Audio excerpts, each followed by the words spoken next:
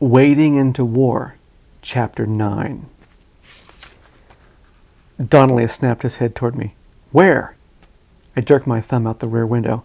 With those clowns chasing us, we'll never have a chance to find out if I'm right. I gave him a mischievous grin. But if I can get out without being seen, you can lead them on a wild goose chase while I follow up my hunch. Donnelly considered it for a moment. Where's the car? Gregson replied, He's moved a few car lengths closer. Donnelly tapped the shoulder of the other soldier. Give me the radio. He complied. Donnelly gave the chase car instructions to move up and temporarily block the Nazi car from us. He checked his watch and timed it. He pointed. You'd better be right. Where do you want to meet? I thought it over. Where are your offices? He gave me the address and phone number. I committed them to memory. Behind us came the sounds of screeching tires.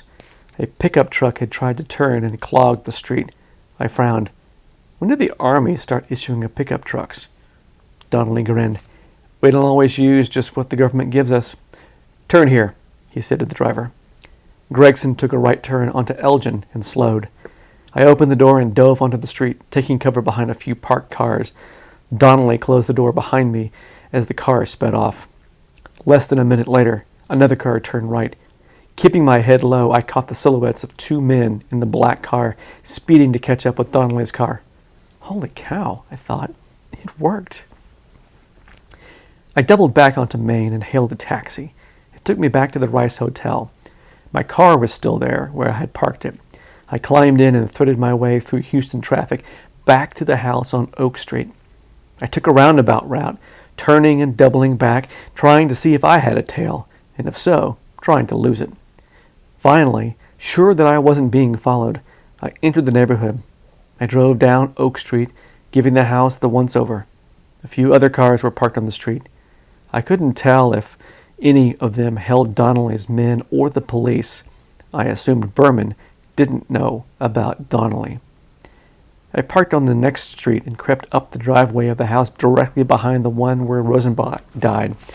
No dogs barked as I passed the living room window of the rear neighbor. It was about 8:30 p.m. I heard the distinctive opening monologue of the Superman radio show muffled through the walls. Since nearly getting shot today, I couldn't help envying Superman's invulnerability to bullets. Opening the gate of the chain-link fence between the two houses, I quickly found myself at the back door. I loosened the police tape, letting it hang on the wall.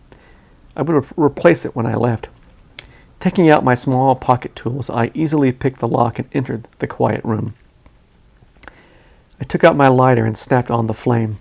The small light was all that I needed. I could easily keep it from being seen from the front of the house on the off chance there was surveillance.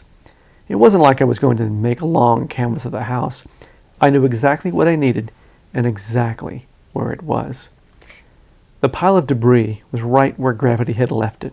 I crouched down and held the lighter close to the floor, sifting through the stamps and other paraphernalia of this little home post office. I found what my eyes had seen earlier today, but my brain hadn't not registered at the time. Receipts from a post office box. My assumption was that if Rosenblatt knew he was being followed by the Nazis, he needed to get the documents into an easily accessible location. It stood to reason that mailing his notes to his own box or that of a trusted ally was a perfectly safe way to accomplish this.